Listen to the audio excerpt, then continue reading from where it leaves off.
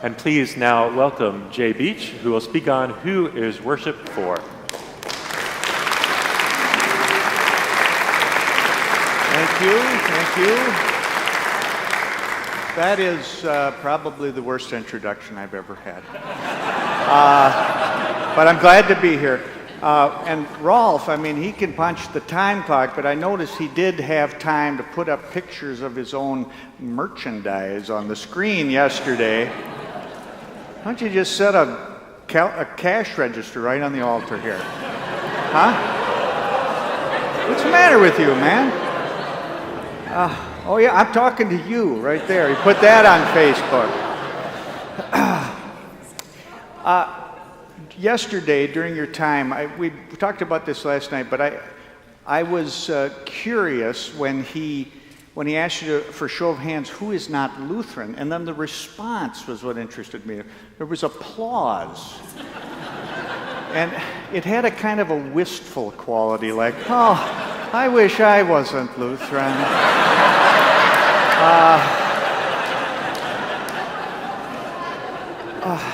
But I am. I'm the director of the Center for Worship and Music Studies, which is a new ministry that is, we're focused on providing training for worship, for musicians and other worship leaders across a broad curriculum in 5 areas of study: theology, leadership, skills development, repertoire, and technology. I used to be a musician. Now I'm a bureaucrat. But it's good, and I'm thankful to be here, partly because one of the 3 objectives in our mission statement, it pertains pertains to this topic very closely. The first is that we want to equip musicians and other worship leaders to plan and lead thoughtful and vibrant worship. We want to prepare them to teach and mentor others. And then it's this third piece. We want to support them in leading their communities of faith in the discernment of their worship practices. That's the rethinking part. So I've retitled my presentation a little bit. You'll still get the same content. Rethinking worship, moving forward in a time of change. And I'm going to suggest that there are 5 elements that could be part of how the rethinking process in your congregation works. The first is conversation, and then consensus, and education, and commitment, and evaluation. But I'm not going to lay out a program for you. That's, it's been said many times that what you need to do to enable and facilitate this, it will be very different in your congregation than it will be in yours. So no program laid out. So when I'm done, my ideas may be about as clear as Donald Trump's policy positions. I'm going to build a wall around the liturgy. We're going to make worship great again.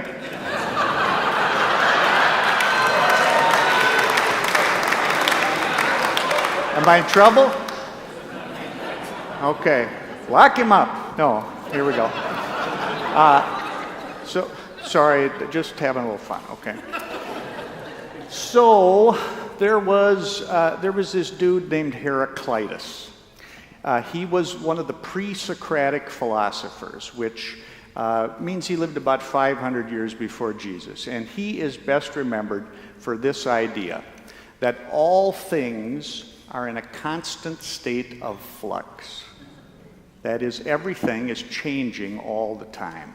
Sometimes that's also expressed as the only constant is change. And I have to say, with all that I've experienced in the 35 years that I have been on this earth, All right, I'm 55. Are you happy? Because I'm sure not. But in the time of my life, I feel like I've seen terrific change in the culture, in the way people relate to one another. In my body, it ain't good. I made it to 50 without needing glasses. I thought that was pretty good.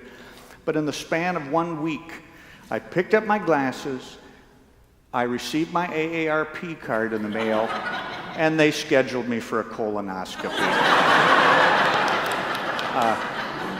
And this is off the subject, but you feel me here. When I went in, the woman at the desk said to me, "Do you have an appointment?" And I said, "Do you get a lot of walk-in traffic?"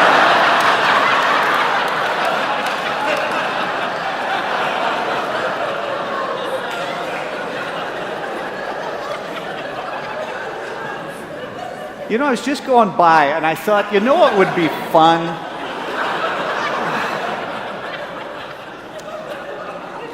But everything is changing all the time. I mean, that seems, and I think about what my grandparents experienced in their lifetime. Not to mention the technology piece. I mean, that's mind-blowing, isn't it? It feels like too much, in fact, a lot of the time. It feels overwhelming. About a year or two before Steve Jobs died, the head of Apple Computing, I remember Jimmy Kimmel one night in his monologue saying, "Steve, couldn't you create a program where about every 8 or 9 months we just send you $500 and you let us keep the devices we already have?" But thanks be to God for the church, which is immune to change. Where we can gather on Sunday morning and we'll know what's going to happen. It'll be a sanctuary, a place of respite from the storms of change that rage around us. Jesus Christ is the same yesterday, today, and forever. Amen? Well, here's the problem. And actually, doesn't that have a little bit of appeal? I mean, wouldn't that be kind of nice in a way to have a place where you could escape? But the problem is, it's God that created this ever-expanding universe. It's God who started this earth spinning, the cycle of life, of birth and growth and wrinkling and death and resurrection. That's kind of built into the system. So we kind of need to get with the program. It's not always easy, though. I recently had a conversation with someone else who, like myself, had undergone a dramatic change in their career of ministry after many years. And we both agreed, if you want to stay where you are, do not read the Bible. That book is terrible. Just try to find a story in there where God says, "You know what? You're in a great place right now."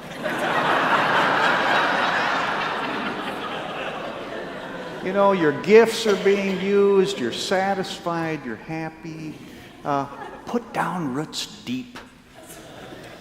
No, it's always get up and leave the place that you like. Go to do the weird thing for which you are ill-equipped.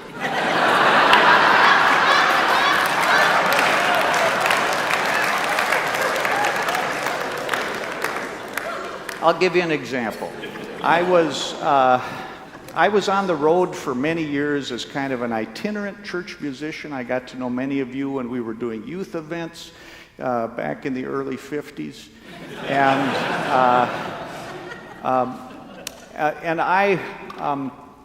But eventually I went to work, and I was at Trinity Lutheran in Moorhead, Minnesota for 16 years as part of that staff. But about 5 years before that, I was being courted by and Moorhead's up in the Red River Valley, for those of you who don't know this region very well. And I was being courted about 5 years before that time by a church right across the river in Fargo, North Dakota. And they asked me to come up and lead worship and work with their musicians, and that all went great. And then they took me out to the country club to wine me and dine me. And I said, I really appreciate this, but I don't know that I feel called to work in a congregation. And so I thanked them and headed down the freeway, and I remember praying and saying, God, I don't know if that's in my future, but if it is, please, God, not Fargo. And God answered my prayer. Moorhead.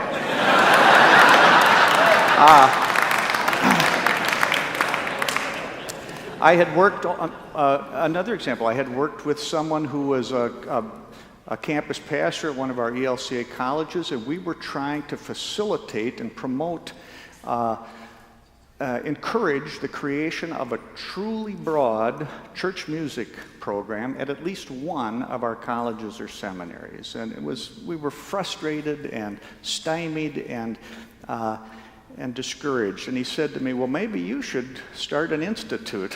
I said, I'm never gonna run an institute. You know, the moment I said that, an APB went out to giant fish everywhere. I might have just as well said, I'm not going to Nineveh, you know.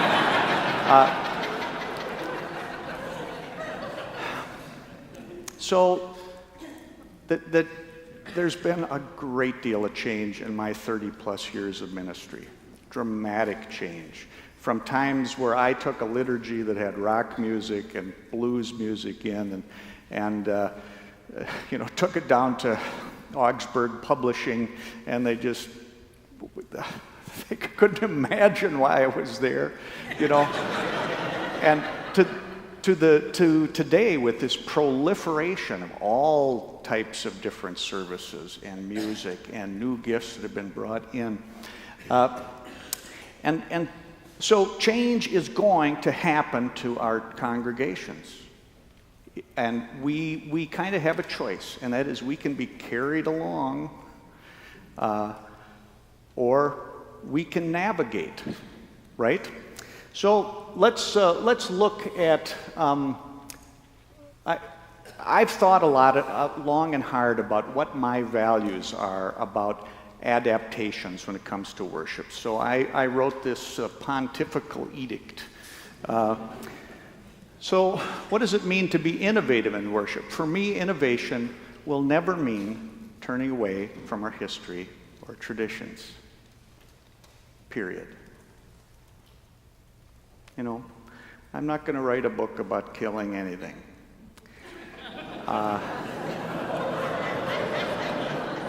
Oh, come on, people. Eviscerating the liturgy. That'll be my...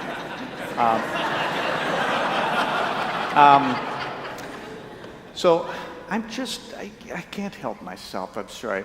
But I think those are gifts. I think those are rich gifts.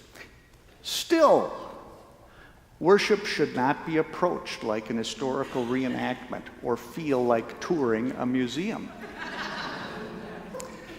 Anyone attending a Lutheran service, that's my tradition, should be able to recognize that what is going on is not merely focused on or informed by this specific moment in time. That approach, I think, represents a very weak picture of the nature of the church. How about that all times and all places thing, all the saints everywhere? Innovation in worship to me means bringing creativity and flexibility to the process of exploring and celebrating the history of the faith while searching for meaningful ways to make it feel relevant in every context. So we're driven by creativity, seeking relevance, not by a shallow desire to change for the sake of change, and importantly, as Joy also mentioned, not by consumerism. You know, let's be thoughtful about the extent to which we adopt the marketing strategies of industry. Because never forget, in a product-driven market, you always have to have new products to sell to people. So, you want to talk about cycle of change?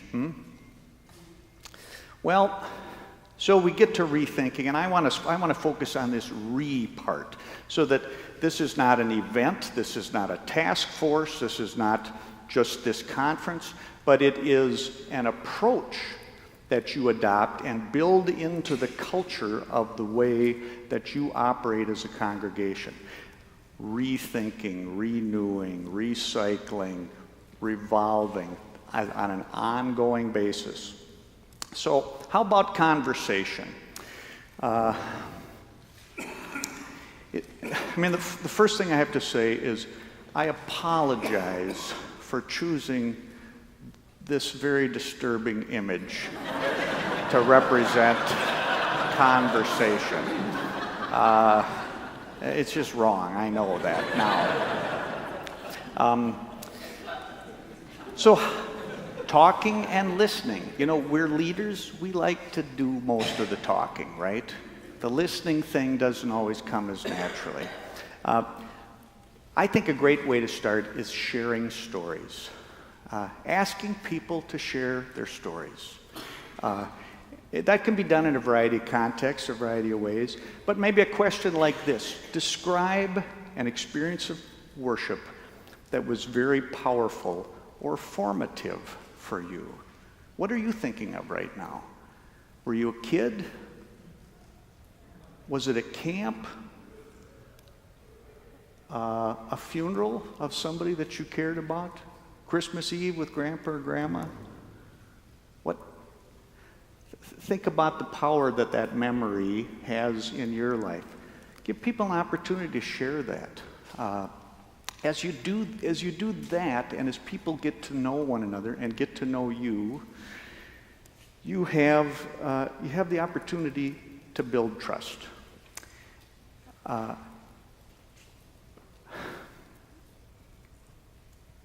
don't think there's anything more important than building trust with people in ministry. And it takes patience. Teresa talked about 1 degree increments and talked about 7 years to get to a point at which they were able to accomplish something. If you come in and with the notion, I've arrived to fix worship for these people, they're prattling about, they're lost.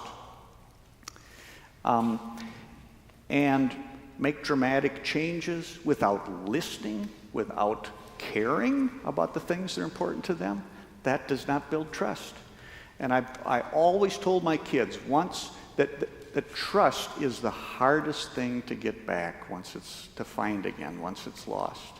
But when you do have trust, amazing things are possible. When people trust you, they will be very courageous and take risks. All of that together builds community deeply. But it has to be real. You have to really care, right? You have to really listen. So consensus. This shouldn't be tough to achieve.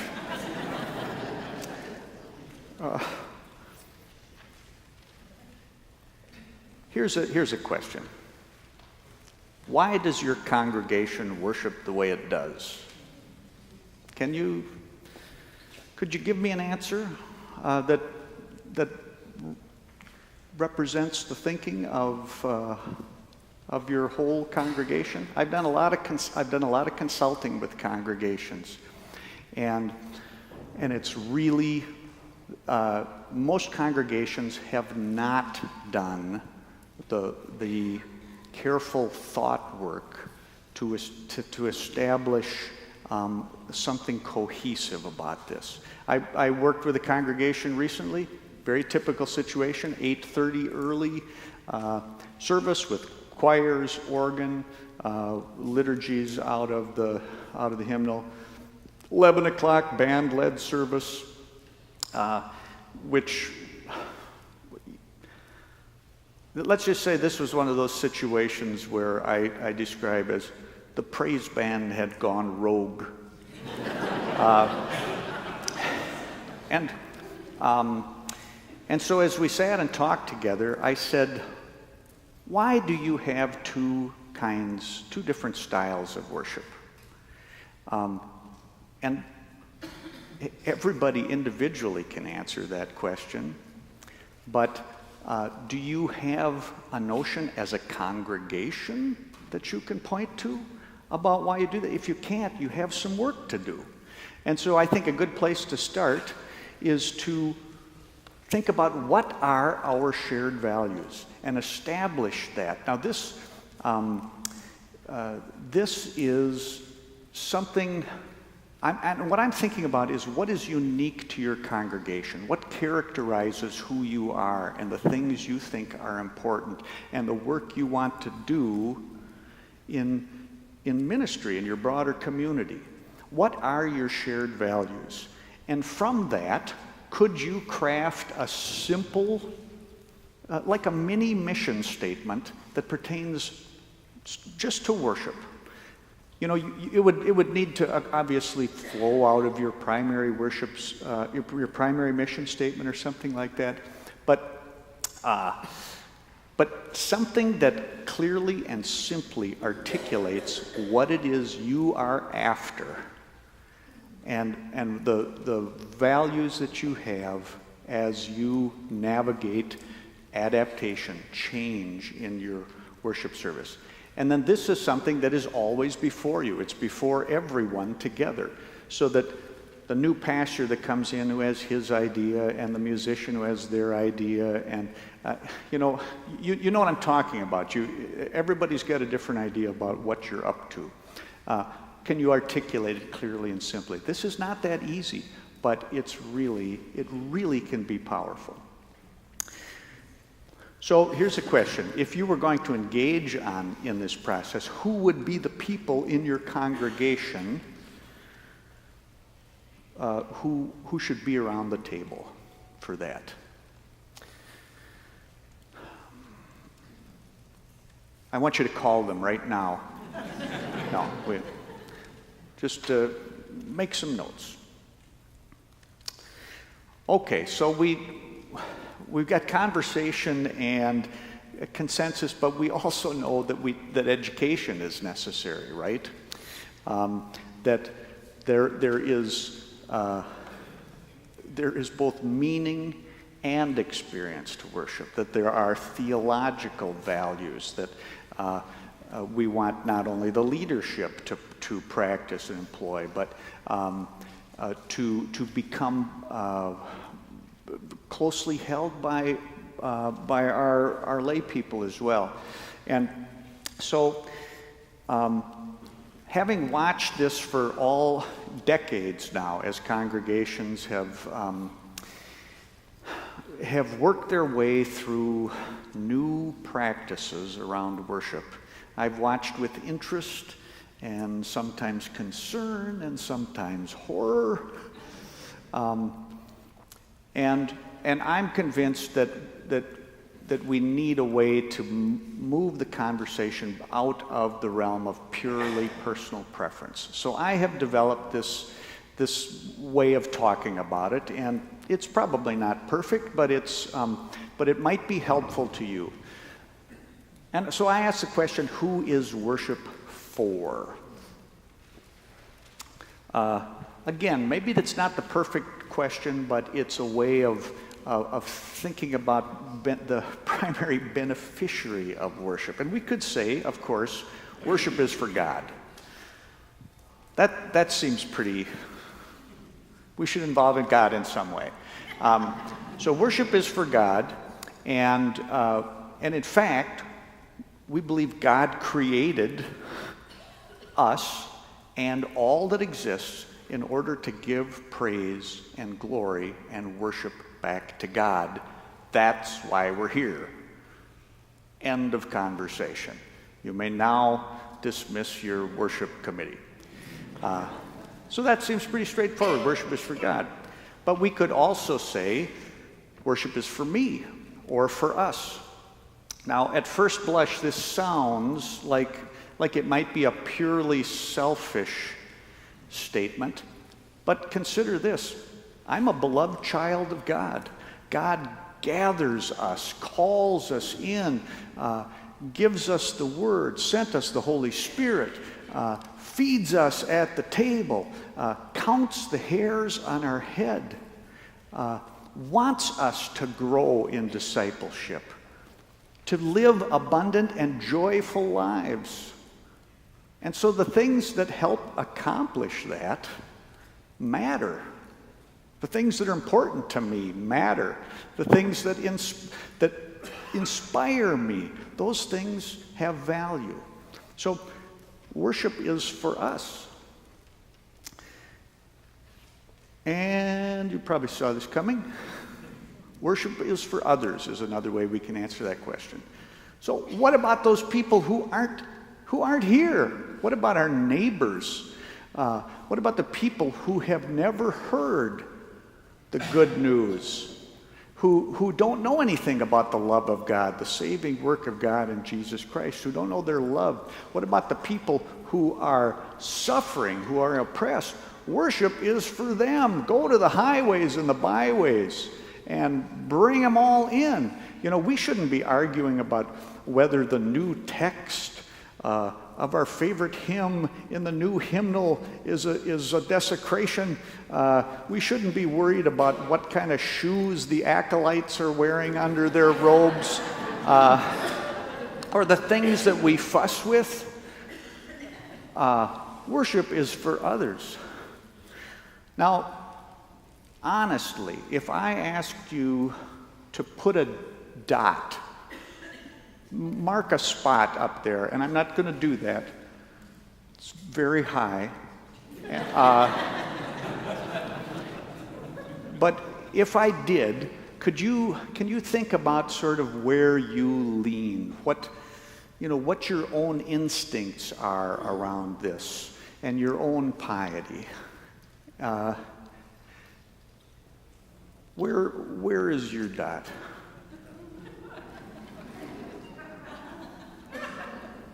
The people at Pixar will not leave me alone. Come, be an animator for us, they plead. Now, I left the dot a little off center, and because I think there are legitimate places in there. I asked a pastor once, where would you say the people in your congregation would put their dot? And he said, I would say outside of the circle orbiting around me, probably. But I think there are legitimate, different ways in which congregations express shades of this, right? But if you aren't aware and never talk about all three of these aspects, you may never get out of the realm of what do I like, and you may be stuck taking surveys for the rest of your ministry.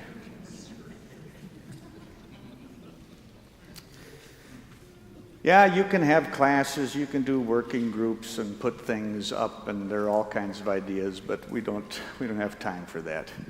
But one interesting question is to ask, how are we teaching worship now in the work that we're doing? How is that integrated into the larger life? Obviously, the primary way we teach worship is worship. We teach it over and over and over again, week after week. Commitment. I don't have to tell anybody in this room that making changes in worship takes deep commitment over the course of time, resources, staff time, money, that sort of thing. That's all I'm going to say about that. But this last item, evaluation, this is a tricky one. In our class last week, Leadership and Management 101, we talked quite a bit about this, and I think that is less clear to most of us. How do we do regular evaluation of, how are we doing? You said, Rolf, you said butts and bucks is one way to measure.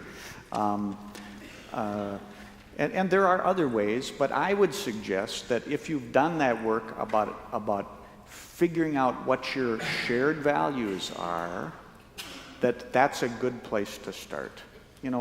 Maybe you said that one of your primary values is employing the leadership of children in worship. Well, that's something you can reflect on. You can periodically, regularly go back and say, is that happening? Is it, or why isn't it? Some process of regular evaluation and building this into the culture of your congregation. I mean, I could tell you things you should change. I'd be happy to come to your church and tell you everything I don't care for. That's good work if you can get it, let me tell you.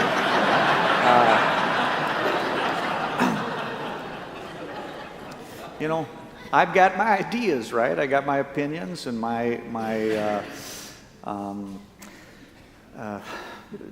things that are that I don't imagine as well as I should. But I don't think your congregation needs to have a band like this. Maybe you do. Maybe you've got one, and that's cool. But you have things that make you unique, and there are ways to take what we have and make something really interesting out of it. Large congregations can work more from strategy, right? What do we want? We're going to have this kind of service and this kind of service and this kind of service, and who do we need to do it? Boom, boom, boom, we'll go get them. Most of the rest of the congregations in the ELCA, the vast majority, and I'm sure in the other denominations that are represented here, have to start with a different question, and that is, who do we have? And what great thing can we make out of this giftedness? Maybe you're not going to have a band like this. Maybe you've got somebody that plays a clarinet and an accordion player and somebody with a didgeridoo. I know that as a director, I could do something with that, And I mean, you wouldn't want the didgeridoo on every song, probably.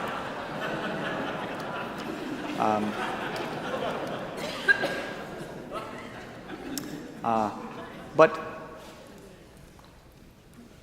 I'm going to say one other thing, and that is we have come to a place where people now believe there are two kinds of worship. So after an ensemble like this played for the Minneapolis Area Synod Assembly 2 years ago, we got an evaluation that says just because you put drums with hymns doesn't make it contemporary. People think there are two kinds of worship. I'm much more comfortable saying, hey, there's one kind of worship, and there's this infinite, amazing collection of gifts that can be brought to serve that gathering and serve God's people and glorify God in wonderful ways. You've got some gifts wherever you are, and figuring out how to move forward, well, that's the Spirit's work with some imagination. So thank you very much.